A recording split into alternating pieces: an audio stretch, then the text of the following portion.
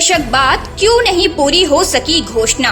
केदारनाथ धाम में नहीं स्थापित हो सका अर्ली वार्निंग सिस्टम। अति संवेदनशील श्रेणी में आ चुका है केदारनाथ।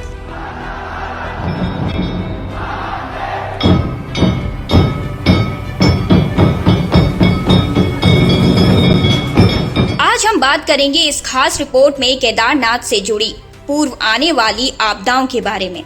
आखिर क्यों नहीं किए जाते हैं आपदा से पहले प्रबंध? अगर आपदाओं के आने का लग सकता है पता, तो अभी तक सरकार की घोषणा का क्यों नहीं दिखाई दे रहा है असर। नमस्कार, मैं हूं आपके साथ ज्योति बिष्ट और आप देख रहे हैं न्यूज रिपोर्टर नेटवर्क। उत्तराखंड एक पहाड़ी भूभाग का हिस्सा है। यहाँ का वातावरण जितना शांत है उतना ही अशांत भी हो जाता है। कहने का मतलब ये है कि उत्तराखंड का अधिकतर पहाड़ी भाग अति संवेदनशील जोन में आता है, जिसमें आपदा का खतरा लोगों के सर पर मंडराता रहता है और बरसातों में मूसलाधार बारिश के चलते लोगों का जीवन अस्त व्यस्त होना तय है।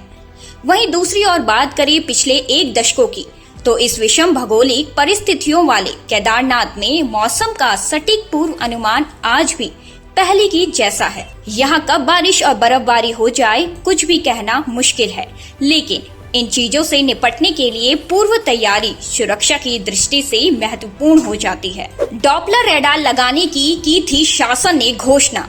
जून 2013 की केदारनाथ आपदा का मंजर आज भी आपको याद होगा कि कैसे प्रकृति ने अपना रौद्र रूप धारण कर लिया था और पूरे केदारनाथ में तबाही का मंजर छा गया था, जिसमें न जाने कितने लोगों की जान चली गई और जीवन अस्त व्यस्त हो गया था। लेकिन इसके बाद क्षेत्र में मौसम के सटीक पूर्व अनुमान के लिए डॉपलर रेडार लगाने के लिए शासन ने घोषणा तो की थी, लेकिन ये मामला घोषणा तक ही सीमित रह गया। अर्ली वार्निंग सिस्टम से आपदा से पूर्व किए जा सकते थे सुरक्षा उपाय। अगर हम बात करें पिछले एक दशकों से आज तक की, तो उत्तराखंड में कई आपदाओं ने लोगों का जीवन ताश के पत्तों की तरह बिखेर दिया। वहीं अगर देखा जाए तो इन सभी आपदाओं को कहीं न कहीं काफी हद तक भारी नुकसान से रोका जा सकता था।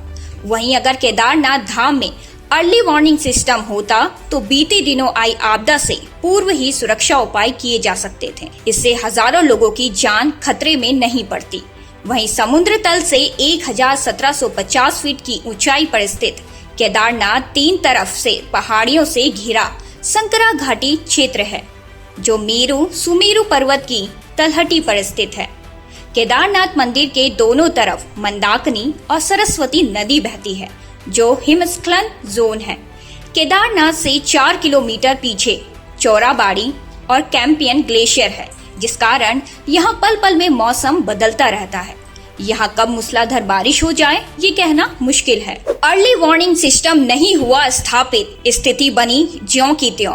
आपदा के बाद शासन स्तर पर केदारनाथ में डॉपलर रेडार लगाने की बात कही गई थी, जिसमें मौसम का सटीक पूर्व अनुमान मिल सके और इस तरह की मुश्किलों से निपटने के लिए पहले से इंतजाम किए जा सके।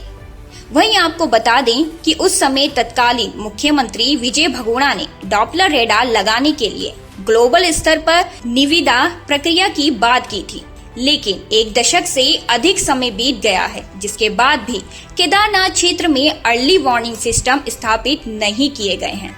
वहीं विशेषज्ञों का कहना है कि केदारनाथ में डॉपलर रेडार स्थापित होता तो बीते दिनों 31 जुलाई को आई पैदल मार्ग पर बादल फटने के बाद उपजे हालात से निपटने के लिए शासन प्रशासन को इतनी बड़ी मशक्कत नहीं करनी पड़ती, क्योंकि डॉपलर रेडार से कम 3 दिन के मौसम के पूर्व अनुमान की जानकारी मिल जाती है। लेकिन फिलहाल स्थिति ये है कि केदारनाथ में बारिश, बर्फबारी, तापमान तक की सही जानकारी के लिए शासन की अर्ली वार्निंग सिस्टम घोषणाएं केवल घोषणाएं बनकर रह गई। वो कहते हैं ना, प्रकृति अपना काम करती है और हम उसके काम पर दखल अंदाजी। लेकिन कहीं न कहीं इन आपदाओं को आने से रोकने के लिए पूर्व प्रबंध किए जा सकते हैं। अगर आप हमारे चैनल पे नए हैं तो चैनल को सब्सक्राइब करें और साथ ही बेल आइकन को प्रेस करें, ताकि उत्तराखंड की कोई भी अपडेट मिस ना हो पाए।